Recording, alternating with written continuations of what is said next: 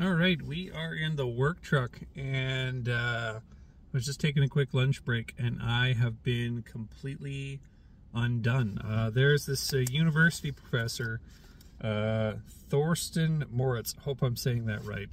He's on TikTok. I've recently created an account for my writing kind of persona on TikTok.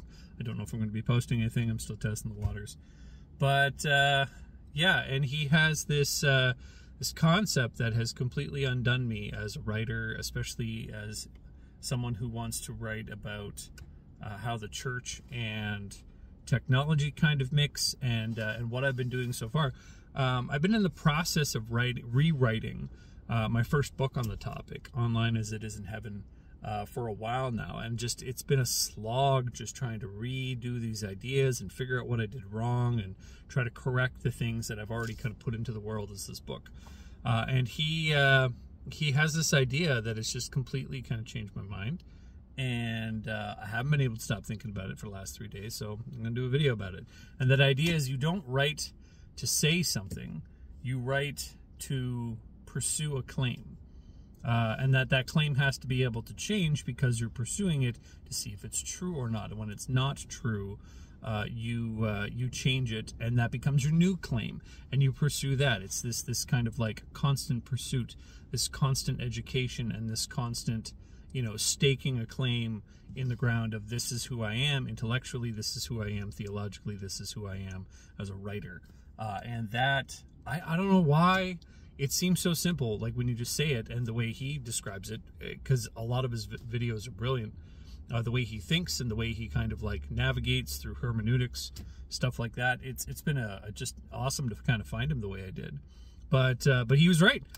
I didn't have a claim. I was just writing because I thought, that the church was underserved when it came to people talking about how the church and the internet, or the church and technology, kind of related to each other, and I wanted to kind of fill that niche, and I couldn't figure out why I wasn't really getting anywhere, and why my books were like indifferent or not different than any of the other books. Like you take the basic premise of Online as It Is in Heaven, when I originally wrote it, and it shares a theme and a theology and all that kind of stuff with like probably 50 other books right now, because COVID forced this kind of like new niche of online church into the church, and I was pro-online church when I wrote it, and now I'm anti-online church. And so like there's this kind of like weird kind of homogeneity about those ideas, and it's because they're just people talking. They're just people talking, and they're not staking a claim. They're just saying what is already happening. They're just saying what's already been done. They're just saying what everybody else is saying. They're just talking for the sake of talking. They're not staking a claim.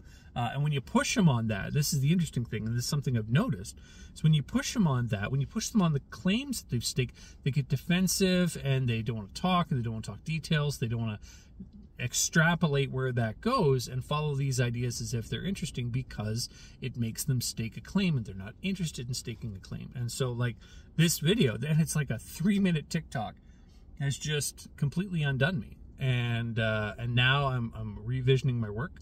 I'm invigorated. I want to write all these books and these kind of like resources for churches, but now I think I finally found my why. I think I finally found the claim that I've been missing, that I didn't know that I need to have.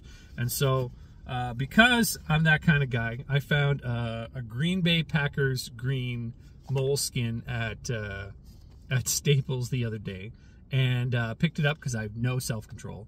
And I'm not really one for notebooks, but I picked it up because I wanted to just try to like connect with that kind of like inner thought, and kind of create a headspace that, isn't online, that isn't my Twitter, because a lot of my stray thoughts just end up on Twitter and stuff like that.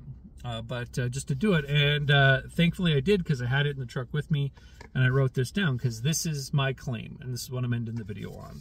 That I believe that the church is practicing idolatry in how it uses technology. I really do.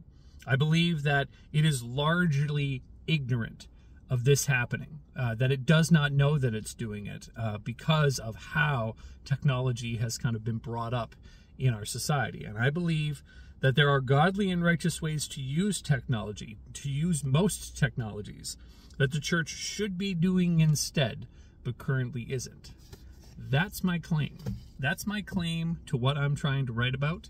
That is what I'm trying to do as a theologian and as a writer and as a Christian right now. And I strongly encourage anyone who's kind of in this sphere, in this kind of like, you know, life of, you know, looking for theologians to follow or to consider and stuff like that. Maybe you don't even agree with everything he says, but this Thorsten Moritz